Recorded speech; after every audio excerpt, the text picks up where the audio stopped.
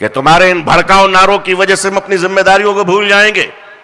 یاد رکھنا، ہم اس دنیا میں روٹی اور بیٹی اور مکان اور کھانے کے لیے زندہ نہیں ہیں.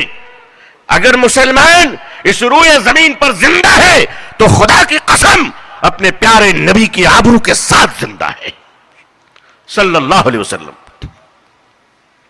عزیزان ملت، ہم اس ملک میں اگر گنگا جمنی تہذیب کی بات کرتے ہیں تو اس لیے نہیں کرتے کہ ہمیں اپنے جان کا ڈر ہے، اس لیے نہیں کرتے کہ ہم بچنا چاہتے ہیں، اس لیے ہم نہیں کرتے ہندو مسلمانوں کی ساتھ کی بات. اگر ہم کرتے تو اس لیے نہیں کرتے کہ ہمارے بچے ڈر سے کانپ رہے ہیں. نہیں، ہم اس لیے کرتے ہیں تاکہ اے انسانوں تم انسان بن کر رہو اور آنے والا اتہاس کا مورخ تمہیں درندوں کی اولاد نہیں بلکہ انسان کی اولاد لکھنے پر مجبور ہو جائے.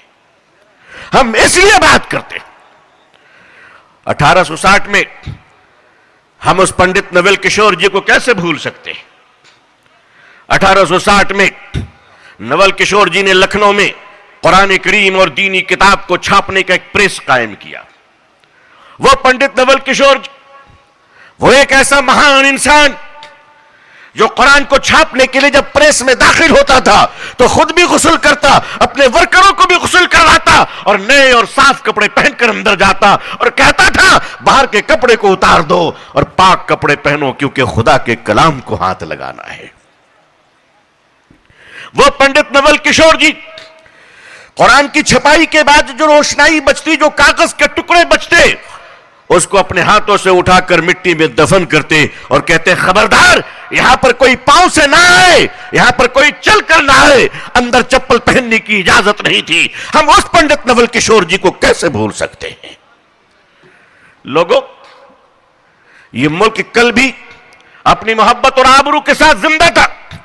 مجھے شکایت صرف اپنی قوم سے ہے کہ میرے قوم کے لوگوں، میرے بزرگوں، آخر تمہیں کیا ہو گیا ہے؟ تم 1 لیٹر دودھ ایمانداری سے بیچ کیوں نہیں سکتے؟ تم 1 میٹر کپڑا ایمانداری سے کاٹ کیوں نہیں سکتے؟ تم 1 کلو چاول ایمانداری سے تول کیوں نہیں سکتے؟ تم سچ کیوں نہیں بول سکتے؟ اگر تمہارے 20 کروڑ 30 کروڑ رہنے کے باوجود بھارت کے اندر یہ افراتفری کیوں ہے؟ یہ بے برکتی کیوں ہے؟ یہ ماحول خراب کیوں ہے؟ ہم تو کہتے ایک چراغ کافی ہے. میرے بھائیوں، یہ اندھیرے کو اس سے کوئی فرق نہیں پڑتا کہ دیا مٹی کا ہے یا سونے کا. کوئی فرق نہیں پڑتا. اندھیرے کو کوئی فرق نہیں پڑتا کہ دیا مٹی کا یا سونے کا. اندھیرے کو فرق پڑتا ہے تو دیے کی روشنی سے فرق پڑتا ہے.